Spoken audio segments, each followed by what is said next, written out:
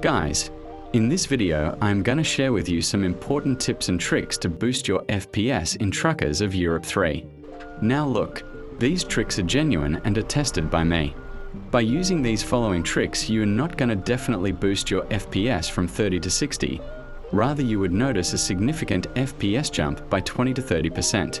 So, if you are also facing too much FPS drop, or if you have to lower your graphics too much for a smooth gameplay every time, watch this video till the end. Let's dive in. In this trick, I am gonna show you a hidden setting in your phone that can increase your phone's gaming performance in one click.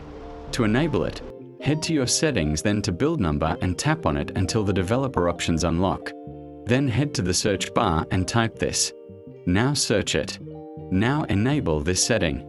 By turning on this setting, you'll be making sure that you'll be using only the GPU for screen composition. All it does is that it puts all the load to your GPU instead of CPU. If your device has a weak CPU but with a good GPU, then this setting is going to be very useful for you. If this works for you, let me know it in the comments. Now let's head to the second trick. Always try to keep your phone in a cold environment during playing games.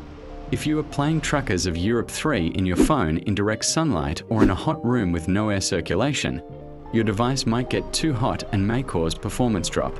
As a result, you might see noticeable frame drops or even cause harm to your device. If you don't have AC in your room, you can turn on your ceiling fan to keep good airflow, or you can even play Truckers of Europe 3 in front of a table fan. This trick is actually very effective. It would keep both you and your device cool and safe. So, next time whenever you start gaming, make sure you follow these tips. Guys, this tip I am going to share with you is going to be very important. Listen carefully what I am saying. Now these days, almost all of you probably have a mobile with 120 Hz or at least a 90 Hz display refresh rate. But most of them never gives 90 or 120 FPS in reality. Now the mistake you all do is that you set your mobile's display at the highest refresh rate possible, but play the game at 30 or 60 FPS. There are several disadvantages for doing this. First of all, your display's refresh rate doesn't match correctly with your game's FPS. So, even if your device is capable of giving 60 FPS, you would get a laggy visual because your refresh rate isn't matching. Not only for mobile devices, the same thing happens with PC gamers too. Now the best solution for this problem is to set the refresh rate setting to auto switch. This allows your mobile to automatically detect how much refresh rate is needed and automatically applies it. If you don't have this feature, you have to switch it manually. If you're playing at 60 FPS, then set the refresh rate at 60 Hz. If you're playing at 120 FPS, then set the refresh rate at 120 Hz. This trick would allow you to save your battery a little too. Now, as the fourth tip, I would suggest you to use a gaming cooler if possible. This is actually one of the best ways to prevent overheating in smartphones. A little investment on a cooler can really pay off. These coolers attaches on the back on your phone and tries to keep it cool.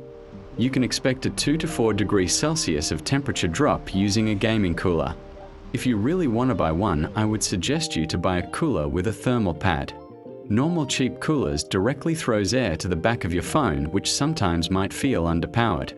But a thermal cooler uses air to cool down the thermal pad and then cools down your device. If you are using iPhone, then you can also opt MagSafe coolers, which are way more convenient. I would recommend you to attach the cooler as close as possible to your camera because generally mobile companies put the processor around that R. If your budget is tight and your phone has moderate heating problems, then you can go with non-thermal pad coolers.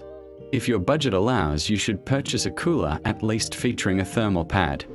I personally don't use a cooler as my device gives consistent 60 FPS at even max graphics for hours. But if your phone does CPU throttling due to overheating, then investing in a cooler is going to be really worth it for you.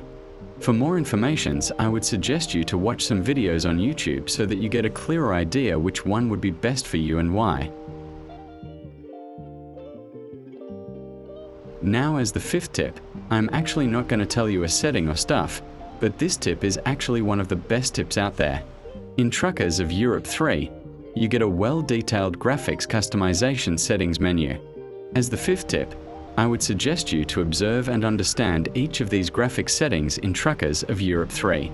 By this, you would be able to customize your visuals along with great performance according to your willing. In reality, no one can guess your device's performance in a game without using the device itself or by watching gameplay videos.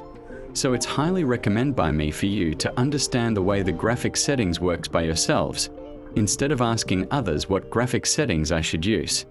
I have explained all the graphics settings of Toe3 in this video in detail. If you're interested, link is in the description. Go and check it out.